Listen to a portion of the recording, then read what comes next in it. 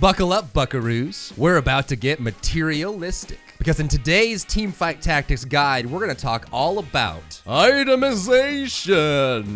Now, there's a lot to know about building the right items in Teamfight Tactics. But don't worry, Timothy. You're about to get learned good on items. And if you're here for the first time, be sure to like and subscribe and comment down below on what your favorite ice cream flavor is. I like Cherry Garcia. And if you have any questions for me, feel free to stop by my live stream. I stream every single Monday through Thursday in the afternoons Eastern time at twitch.tv/. Well, that's right, Dry Bear. And if you want to learn good even more, I have plenty of other guides on this channel. Check them out in the links down below in the description. Now, I'm going to split this guide up into 3 different sections: early game, carousels and creep rounds, and then finally compositional items that go with specific builds. Now, let's talk early game.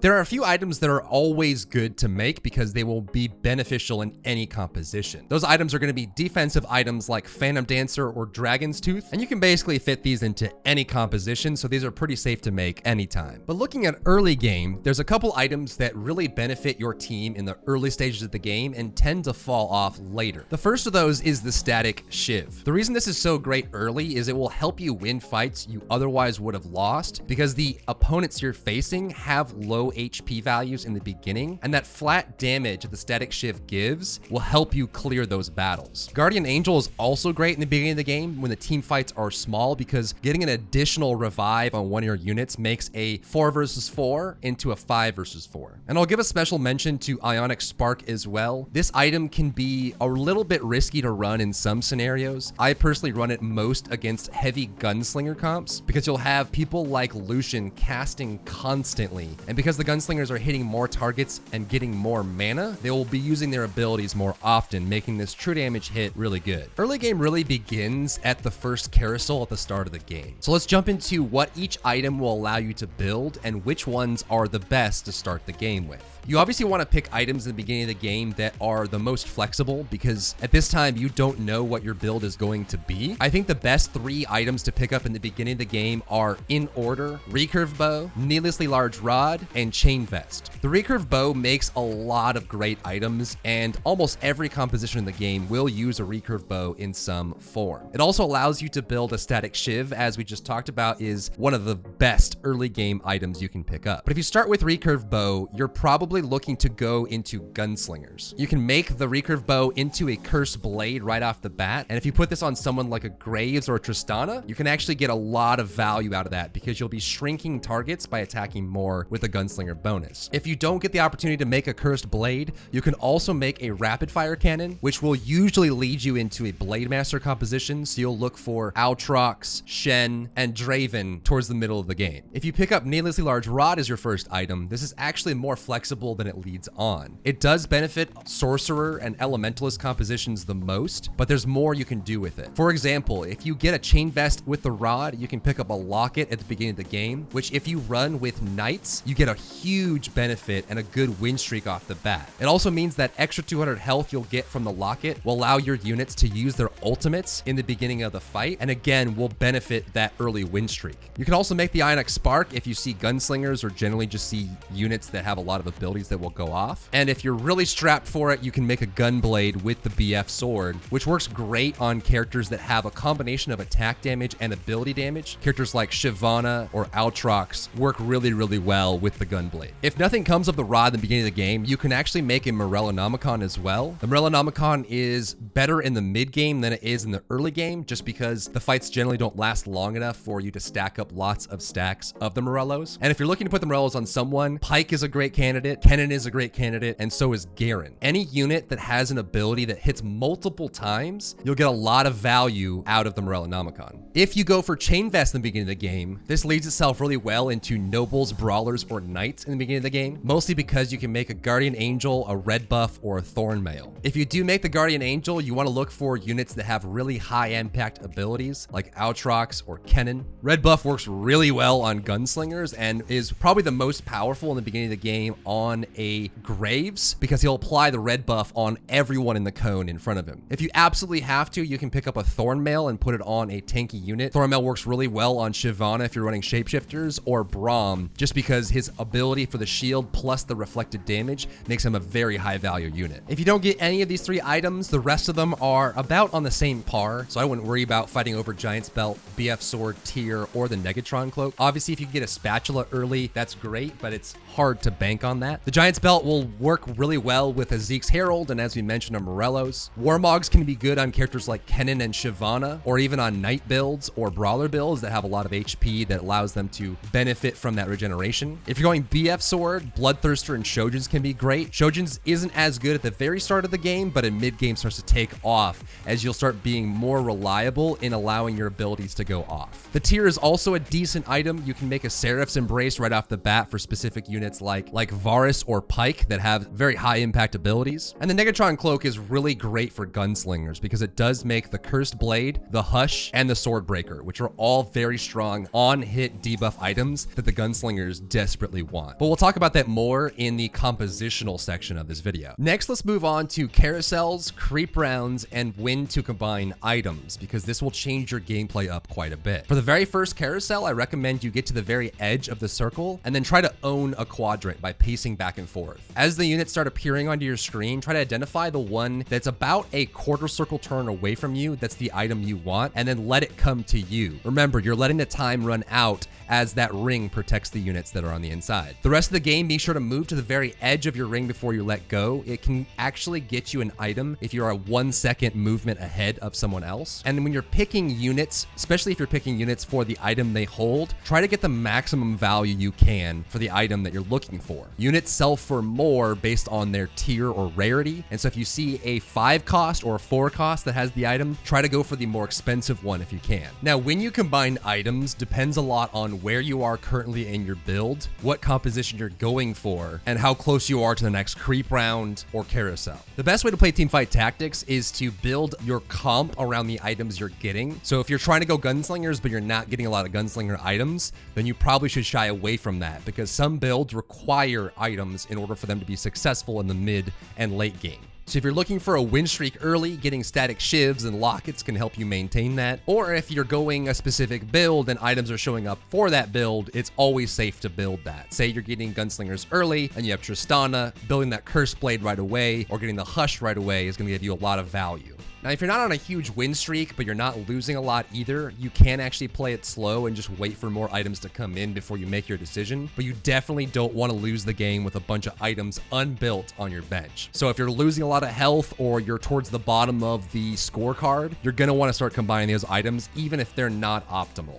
Also, if you're 1 or 2 rounds away from a carousel or a creep round and you don't have anything that's a slam dunk combination, you probably want to wait and just see what you get. If you get something cool from the creep round or you have an option at the carousel, you want to try and wait for that to make sure you get the right item. Because again, if you don't have the best items for your composition, you will lose the game. You want to get the correct items and the most powerful items as best you can every single time. And finally, the moment some of you have probably been waiting for, itemization per composition. What items are necessary for specific builds, and what do you want to look for if you're doing a specific strategy? I'm going to cover the most restrictive builds in the game and what items they need in order to work and why those items are so important. Starting off with sorcerers and elementalists, what you want to look for most are going to be needlessly large rods and tiers. This is because it makes most of the core items you'll look for in these compositions. The first item you want to think about is going to be the locket. The locket actually scales with ability power, and so if you're running an ability power heavy composition with sorcerers and elementalists, the locket will actually add more HP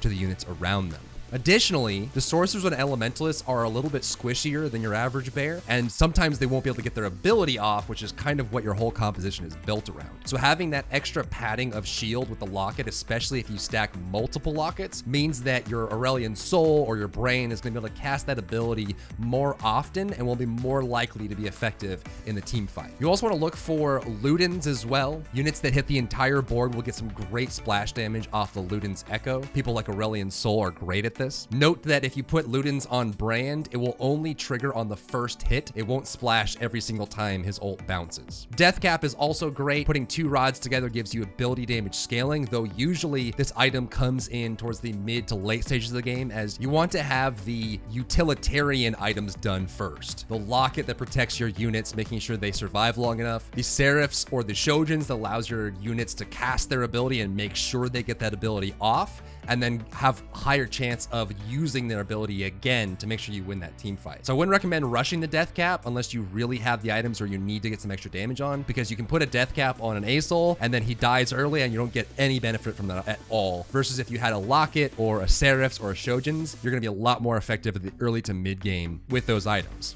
And Seraph's Embrace is a very flexible item and probably a little bit underrated. It's great to use this on initiators like Cho'Gath or Sejuani, which by the way don't work super great in the current meta because people are running demons so often, but if that ever changes, those are great items to put on them. I also like putting my Seraphs onto characters like Varus that have a high impact ability at the basically all stages of the game really. But you can put it on characters like Aurelion Sol or Brand that are going to give you a very strong output during the team fight. Moving on to Assassins and Ninjas. They are very, very simple as far as itemization goes. You're going to be looking for BF swords and recurve bows the most. Rapid fire cannon is excellent because if they're running Yordles or if you see a lot of Phantom Dancers being built against you, it makes sure that you can't miss your target, which is the most important aspect. 2 BF swords makes an Infinity Edge, which scales off your crit and the bonus you get from the Assassin bonus. And finally, Sword of the Divine with the recurve and the BF sword are excellent pickups because it gives you even more chance to crit. More detailed, you're going to look for a Luden's Echo or 2 on your Akali because she's going to be able to cast her abilities a lot. And then generally looking for defensive items, putting Phantom Dancers or Dragon Tooths on your Assassins or Ninjas to make sure they stay alive long enough to get the fight. But that's basically it. They're a very simple itemization buildup. Up next is Gunslingers, and this is probably the most item-dependent build in the entire game because realistically, the Gunslinger bonus is you attack more often, but doesn't give you a very big team fight bonus because you're giving people mana because you're damaging them and you're not getting a whole lot of team fight control out of that. And so in order to make the extra hits viable in a team fight setting, you want to put on-hit debuffs for the Gunslinger bonus. This is going to be things like Red Buff, Swordbreaker, Hush, Cursed Blade. These on-hit effects with silences, disarms are excellent choices for Gunslingers, and if you don't have enough of these, you shouldn't be running Gunslingers at all. So this means you're looking mostly for recurve bows and Negatron cloaks. The Negatron cloak will make your Cursed Blade, Hush, and Swordbreaker, so it's a great item to pick up if you're going for Gunslinger. And then the most common transition out of Gunslinger is Blade Master, so you're going to want to look for the Blade of the Ruined King for your Tristana or for your Lucian to make sure you can transition into late game, as the team fights don't last very long when you have 7, 8, or 9 units on the board, and so the debuffs aren't going to be as worth it anymore. You're just looking for raw damage output, and so that's why it's so great to go Gunslingers into Blade Masters, because the Blade Masters will give you more kill potential at the later stage of the game. Next, let's talk a little bit about Rangers. When you think about Rangers, it starts to make sense what the itemization and composition benefits are of Rangers. Again, most of the time, team fights start to go really, really fast toward the mid and late stage of the game, and Rangers are all about consistent DPS. They have really reliable DPS, but no burst. And if you think about it, if you want consistent DPS in a bursty team fight, you're gonna have to find ways to slow the fight down. This is why Rangers work great with Knights or Glacials, because the extra CC allows you to really lock down opponents and slow the fight down. However, because the Ranger bonus is based on attacks, you're gonna wanna add as much attack speed as possible for the Rangers. This means that Zeke's Herald is gonna be the most viable item for a Ranger build, because you can apply that aura to all 4 of your Rangers if you go for 4, or both of your Rangers if you go for 2. This means you're looking for recurve bows and Giant's belts, and occasionally BF swords as well. You want a lot of attack speed for your Rangers. You also want to look for your Hurricane item towards the mid and late stage of the game. I like, if I'm going Rangers, to go with Glacials as well, which means that I want a Giant's Belt and a Spatula to convert 1 or 2 of my Rangers into Glacial, because they're attacking so much that they'll be freezing targets as they go along. But if you can't pick that up, getting the Hurricane is excellent because the Hurricane does apply on-hit effects. So if you have Demons or Glacials for your Rangers, the extra hits will be really valuable. But you're basically just looking for more attack speed. Rapid Fire Cannon, Ginsu's Rage Blade, and Zeke's Herald are the items you want to look for. Now, spatula items are probably worth an entire other video because there's a lot of depth into how you can switch the classes for any unit in the game and which ones work best. But for this itemization video, I'll give you a quick rundown of which units work best with the spatula items. For the Assassin Ghostblade item, I like to give this to Kennen most. He has a really large AoE for his ultimate, and generally if you're running Kennen, you're going to be working with Ninja Assassin or Elementalist anyway, and so you'll have the Golem protecting you in the Elementalist case, and in the Assassin case, you just want another Assassin. For the Sorcerer Yumi's conversion item, my favorite units to put this on are Varus, Aatrox, and Cho'Gath. All of these units have high ability damage but aren't already sorcerers. And also keep in mind that sorcerers and elementalists have a higher mana gain per hit and a higher cap on how much mana they can get per hit as well. And so when you convert these units into sorcerers, they'll get their mana faster as well. For Blade Master item, the Sword of the Ruined King, the most common one is to put this on Tristana because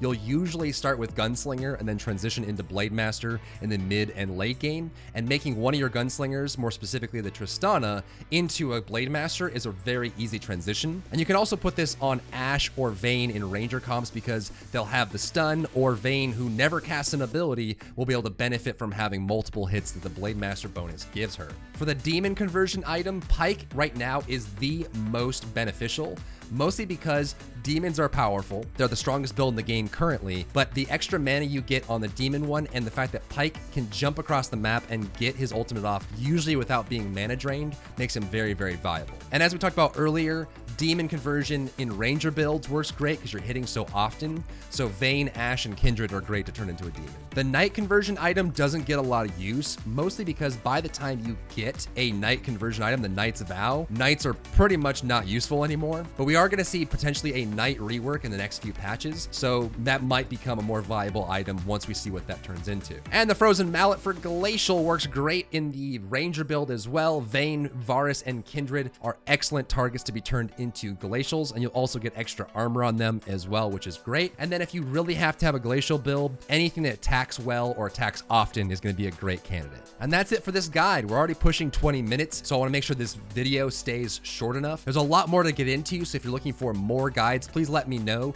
on what you'd like me to cover next. Thank you so much for tuning in, and again, remember to subscribe, like, and comment if you're enjoying the vibe I'm giving out. And check me out on my live stream, twitch.tv/drybear. I stream Monday through Thursday in the afternoons Eastern time, and I'll see you in the next one.